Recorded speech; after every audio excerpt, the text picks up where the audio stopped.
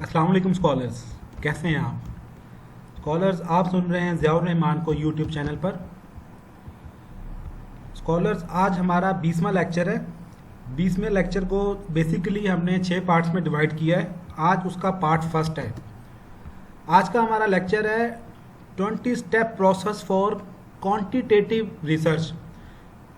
अगर मैं या आप क्वांटिटेटिव रिसर्चर हैं, हम अगर ऑब्जेक्टिविटी के प्रिंसिपल को मानते हैं, या हम ये कहते हैं कि हम पॉजिटिविज्म या post positivism school of thoughts को मानने वाले हैं, तो मेरी रिसर्च के वो कौन से 20 स्टेप्स का मराहिल है जो कि मुझे इख्तियार करना है।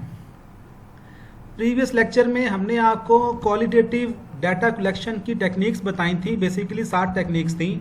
आप हमारा प्रीवियस लेक्चर देखें। उसके लिए स्कॉलर्स, अगर आपने हमारा लेक्चर सब्सक्राइब नहीं किया हमारा चैनल, तो प्लीज़ सब्सक्राइब कर लें, बेल आइकॉन पे क्लिक कर दें ताकि आपको हर आने वाली नई वीडियो का नोटिफिकेशन मिलता रहे, और लाइक के बटन पे लाजमी क्लिक करें। आज का हमारा टॉपिक है 20 step process of quantitative research. तो ये प्रोसेस क्या है? पहला है, इसमें क्वांटिटेटिव रिसर्च में आपको प्रॉब्लम स्टेटमेंट पता होनी चाहिए। अब प्रॉब्लम स्टेटमेंट ज़्यादातर क्वांटिटेटिव रिसर्च में कॉन्टेक्स्ट वाइज होती है, क्योंकि यहाँ थ्योरी ऑलरेडी मौजूद है। ये बड़ी इंपॉर्टेंट बात है, शायद आपको आम रूटीन में ये चीज़ सामने ना आए। क्वांटिटेटिव रिसर्च में प्रॉब्लम स्टेटमेंट ज़्यादा कॉन्टेक्चुअल होती है, और क्वालिटेटिव रिसर्च में प्रॉब्लम स्टेटमेंट ज़्यादा कॉन्सेप्चुअल होती है कि आप वो फिनोमिना के ऊपर ज़्यादा आप बहस करते हैं। कॉन्टेक्स्ट इतना इम्पोर्टेंट नहीं होता क्वालिटेटिव स्टडी में, लेकिन क्वांटिटेटिव स्टडी में आपका कॉन्टेक्स्ट इम्पोर्टेंट है। फिर आपका जो रिसर्च गैप है, उसके बाद आपको रिसर्च गैप पता होना चाहिए। रिसर्च गैप दोनों तरह का होता है, कंटेंट एंड कॉन्टेक्स्ट। नंबर 3 पे आपको लिटरेचर रिव्यू करना है क्वांटिटेटिव स्टडी में। नंबर 4 पे आपको ये क्वांटिटेटिव स्टडी के, अगर आप रिसर्चर हैं तो ये बात आपको अपने पल्ले बांधनी है कि theory comes first. Quantitative research में थ्योरी सबसे पहले आती है, थ्योरी के बेस के ऊपर आप आगे बढ़ते हैं। थ्योरी का कम्स फर्स्ट का मतलब है कि आप डिडक्टिव अप्रोच के हामी हैं, आप इंडक्टिव अप्रोच के हामी नहीं हैं, आप डिडक्टिव अप्रोच के स्कूल ऑफ थॉट्स को मानने वाले हैं। नंबर 7 पे जो आपने काम करना है वो है ऑपरेशनलाइजिंग द वेरिएबल्स। जो वेरिएबल्स आप स्टडी कर रहे हैं उनको आपने ऑपरेशनलाइज करना है कि आपकी स्टडी के कॉन्टेक्स्ट में वो किस तरह से स्टडी हो रहे हैं। एक वेरिएबल एक से ज़्यादा तरीके से ऑपरेशनलाइज हो सकता है। जैसे कि अगर मैं कस्टमर बिहेवियर की बात करूं तो मोबाइल इंडस्ट्री के लिए कस्टमर बिहेवियर अलग है, ऑटोमोबाइल इंडस्ट्री के कस्टमर्स का बिहेवियर अलग है। इसी तरह जो हमारी गुड्स प्रोडक्ट्स हैं या सर्विसेज की जो इंडस्ट्री है, हर जगह के कस्टमर के बिहेवियर अलग हैं। तो मेरी स्टडी में कस्टमर बिहेवियर अगर स्टडी हो रहा है तो उसकी ऑपरेशनलाइजिंग किस तरह से होगी। फिर है कि मुझे हाइपोथेसिस बनाने हैं मॉडल के मुताबिक, और रिसर्च मॉडल में मुझे ये बताना है कि मेरा मॉडल बेसिकली कॉन्सेप्चुअल मॉडल है या थ्योरेटिकल मॉडल है। हमारे अगले किसी एक और लेक्चर में आप इसकी देख लें कि कॉन्सेप्चुअल मॉडल और थ्योरेटिकल मॉडल में डिफरेंस क्या है।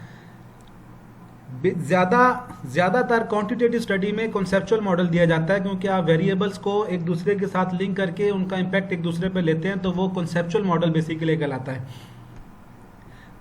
रिसर्च डिज़ाइन आपको देना है। अब रिसर्च डिज़ाइन में आपको क्या चीज़ें देनी है कि आपको रिसर्च की साइट पूरी बतानी है कि आप किस कॉन्टेक्स्ट में ये रिसर्च कर रहे हैं। मैंने आपको शुरू में कहा था कि क्वांटिटेटिव स्टडी जो है वो ज़्यादा कॉन्टेक्स्ट उसमें बहुत इंपॉर्टेंट होता है कि आपके पार्टिसिपेंट्स कौन हैं, और वो क्या आपने अपनी इस रिसर्च के लिए सारे पार्टिसिपेंट्स ले लिए हैं, पॉपुलेशन आपने सही तरह से कवर कर ली है। उसके बाद आपको मेजरमेंट स्केल्स का बताना है कि आपका क्वेश्चनर या स्केल्स या वो इंस्ट्रूमेंट क्या है, क्या वो नॉमिनल स्केल है, वो ऑर्डिनल है, इंटरवल है या रेशो है।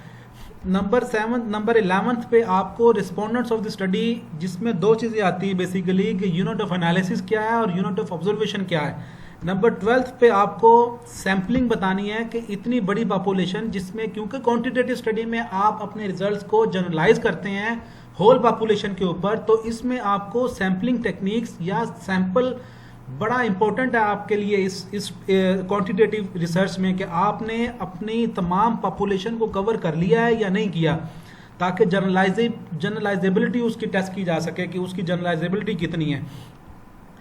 नंबर 13 पे है कि डाटा कलेक्शन आपको करनी है क्वांटिटेटिव रिसर्च में, फिर डाटा प्रोसेसिंग करनी है। डाटा प्रोसेसिंग में आप बेसिकली दो चीज़ें करते हैं, आप feel of the data and goodness of the data को चेक करते हैं। डाटा प्रोसेसिंग के बाद आप डाटा एनालिसिस करते हैं कि जब आपका डाटा प्रोसेस हो गया है और वो फील भी उसकी अच्छी आ रही है और गुडनेस भी अच्छी आ रही है, तो आपके डाटा एनालिसिस में फिर आपने सिर्फ अपने हाइपोथेसिस के लिए टेस्ट रन करने हैं कि हाइपोथेसिस एक्सेप्ट हुए या रिजेक्ट हुए। नंबर 16 पे है कि which test to perform at what stage. आप हमारे लेक्चर अगर आप देखें इसी 20वें लेक्चर का पार्ट 2, तो आपको डाटा कलेक्शन प्रोसीजर पता चलेगा क्वांटिटेटिव रिसर्च में क्या होता है। अगर आप हमारा लेक्चर 20 का पार्ट 3 देखें तो आपको गुडनेस और फील ऑफ द डाटा के बारे में पता चल जाएगा कि डाटा प्रोसेसिंग बेसिकली क्या है, डाटा स्क्रीनिंग क्या चीज़ है। फिर डाटा एनालिसिस के लिए आप हमारा पार्ट 3 देखें, पार्ट 3 में डाटा एनालिसिस भी है।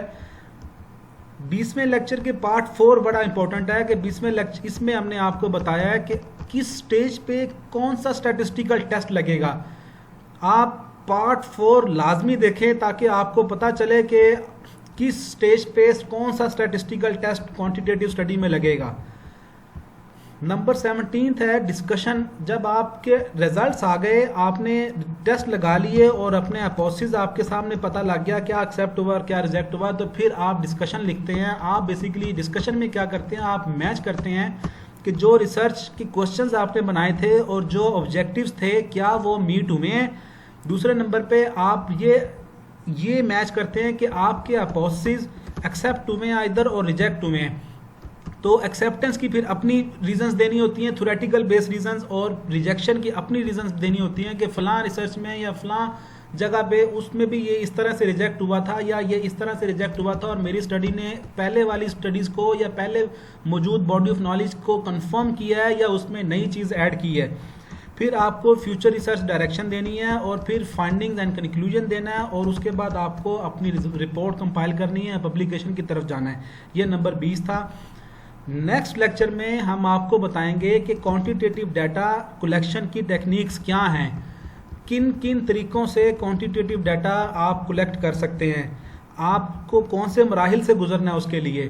तो स्कॉलर्स हमारा आप लेक्चर चैनल प्लीज़ सब्सक्राइब कर लें, बेल आइकॉन पर क्लिक करें ताकि आपको नोटिफिकेशन मिलते रहें, और वीडियो अगर आपको पसंद आई है तो आप प्लीज़ लाइक के बटन को क्लिक करें। और अगर आपके कुछ क्वेश्चंस हैं जो कि आप समझते हैं कि अनएड्रेस हैं या वो उसमें आपको कहीं और से हेल्प नहीं मिल रही, तो आप हमें कमेंट करके अपने तमाम मसाइल जो रिसर्च के हवाले से हैं, चाहे क्वालिटेटिव है या क्वांटिटेटिव है या मिक्स्ड रिसर्च है, आप MS में हैं, MPhil में हैं, आप PhD में हैं या आप कोई अपनी इंटर्नशिप कर रहे हैं, तो आप हमसे रब्ता कर सकते हैं कमेंट के ज़रिए। मेरे चैनल की डिस्क्रिप्शन में मेरा मोबाइल नंबर भी है जो कि उसी पर ही मेरा WhatsApp है, और मेरा ईमेल भी उसमें दिया हुआ, आप ईमेल के ज़रिए भी हमसे रब्ता कर सकते हैं। बहुत शुक्रिया, थैंक यू।